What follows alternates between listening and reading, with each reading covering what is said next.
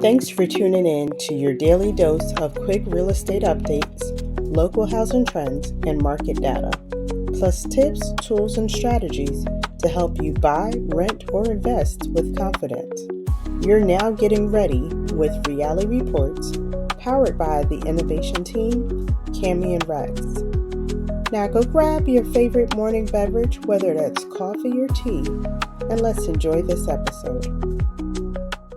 We know staying informed is important, but it's really about understanding what it all means for you, personally. Politically. And that's what we're doing today. We're looking ahead, getting ready for the 2025 hurricane season. We've gone through the analysis from the Insurance Information Institute, that's III, and they've worked with the experts at Colorado State University. Some top climatologists there. Yeah, so we're pulling out the most crucial preparedness info you need, whether you own a home, rent, or run a business. And it's definitely the right time to have this chat. The early forecasts are already out. They are. And knowing what they suggest now, that can make a huge difference in how ready you are. Okay, so let's jump right into that forecast then, because it's pretty noteworthy this year. It is. Colorado State University's TC Rams team now. That's their tropical cyclone risk model. Highly respected stuff. Yes, developed right there at CSU. A key indicator. They're predicting, get this, 17 named storms, Okay.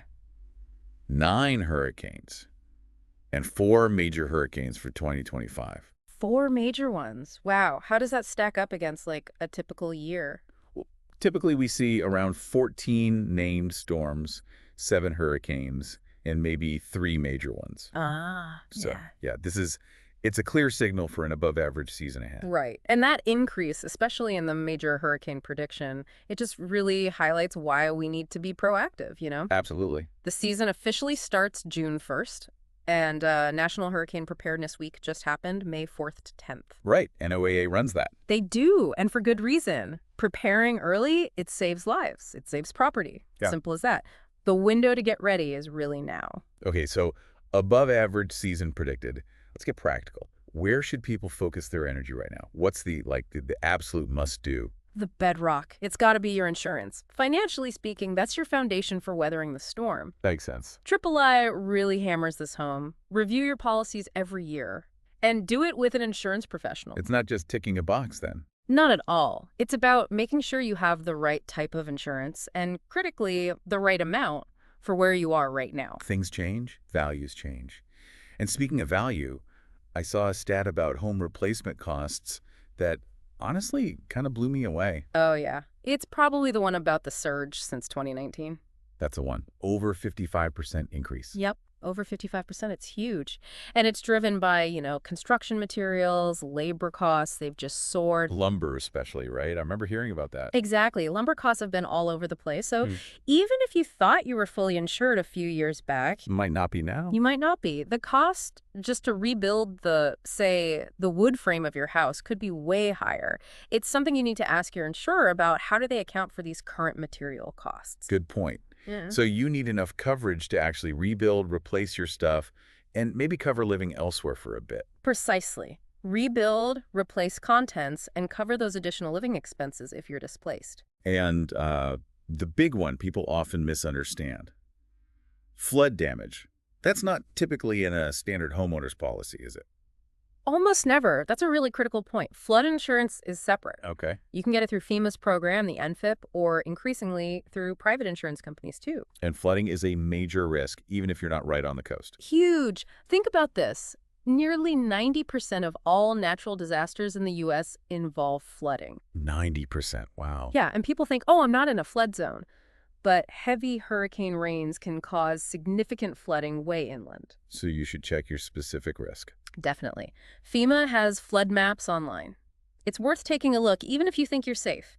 It gives you a much clearer picture for your specific property. Okay, so step 1, job 1, call your insurance agent. Annual review. Ask specifically about replacement costs. Ask about flood insurance. Got it. Yeah. What else within the policies should you look at? You really need to pull out that declarations page, the summary page. Yeah. Read it carefully. It tells you your coverage amounts. Crucially, your deductibles. Right. What you pay first before the insurance kicks in. Exactly. And how the claim actually gets paid out. You might have chosen a higher deductible to save on premiums. But that means more out of pocket if something happens. It's a trade-off, a balance you need to be comfortable with. Understanding that now avoids major stress later. And just to be clear, your standard homeowner's policy does usually cover the structure for damage from hurricane winds, fire, that sort of thing. Okay. What about cars? They're definitely vulnerable sitting outside. Absolutely. For your car, you need what's called comprehensive coverage. It's usually an optional add-on. Right, not collision. Not collision. Comprehensive covers things other than crashes. So fire, theft, vandalism, hail, falling trees, and importantly here, flood damage. Makes sense. Do many people get that? Actually, yeah. Nearly 80% of drivers opt for comprehensive. So most people seem to recognize that risk. Okay, good. So, house covered, car covered. What about everything inside the house? The furniture, electronics, clothes, all that stuff. Right, your personal belongings. That's covered under personal property coverage. It's a standard part of homeowners, condo, and even renters insurance. Renters, too. Good point. Yes. It protects your stuff if it's damaged or lost due to a covered event like a hurricane. The tricky part, though, Is proving what you had. exactly, and what it was worth, especially when you're stressed after an event. Which brings us to that task everyone kind of dreads but knows they should do, the home inventory. That's the one. Honestly, it's one of the most valuable prep steps you can take. Document everything you own, estimate its value. But just a list. A written list works, sure. But photos, or even better, a video. That's fantastic evidence. Just walk through your house with your smartphone, narrate what you're seeing. That makes sense. Easier to show the condition, too. Absolutely, because it makes the whole claims process smoother and helps make sure you get compensated fairly for what you lost. Okay, so we've got the financial side covered, insurance checkup, inventory done. What about physically protecting the property itself, making it stronger? Yeah, that's getting into risk mitigation. Basically, taking steps before a storm to harden your property against damage, especially from wind and water. Okay, like what? Give us some concrete examples. Well, some of the bigger impact things include roof tie-downs. They help keep your roof attached to the walls in high winds. Okay. Wind-rated garage doors are another big one.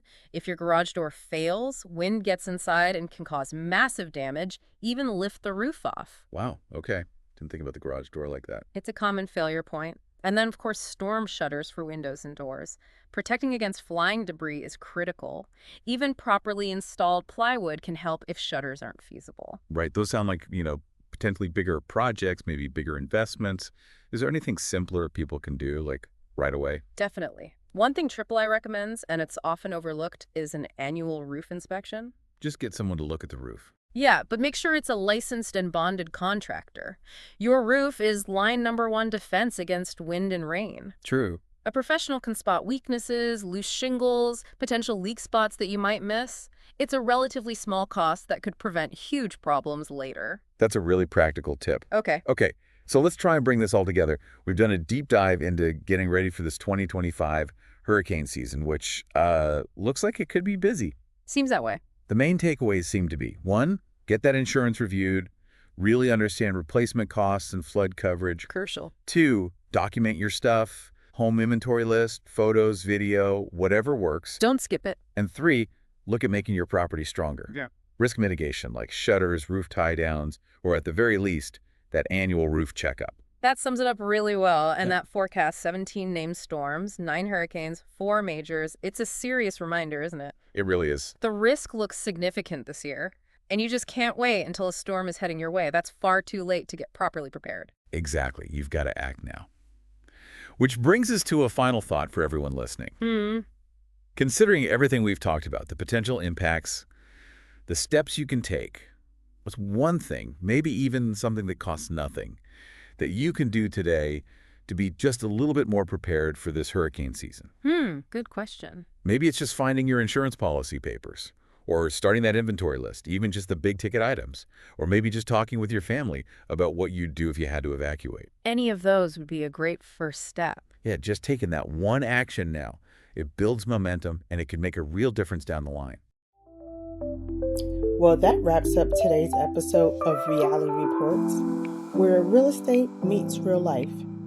For more updates, tools, and insights that will help you buy, rent, or invest with confidence, be sure to follow, subscribe, stay connected, stay informed, and stay ready. Until next time.